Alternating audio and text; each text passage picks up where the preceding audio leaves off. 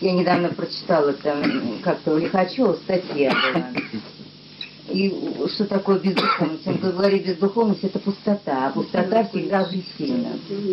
И вот я вспомнила, что я говорю, как здорово сказала, а потом я вспомнила, господи, что такое поэзия? Когда сочиняешь, иногда у тебя какие-то открытия. Я в молодости написала, для меня сначала показалось открытие, но свое стихотворение вспомнила. Что я когда-то про это написала.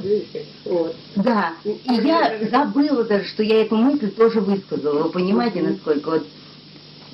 Что-то вот я тогда это где-то совсем молодая еще, лет 22 мне было, что это тяжкая, это мрачная, одичавшая невзрачная жизнь.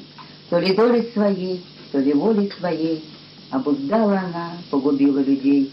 Люди словно во сне, люди словно в бреду, каждый тащит в себе, каждый тащит беду. И берлоги своей до самой темноты начинают тайком набивать животы. Это ли участь людей? Где ты? Где красота? Я хочу закричать, а кругом пустота. Я тоже во сне, я тоже в бреду, все чего-то ищу, все куда-то иду.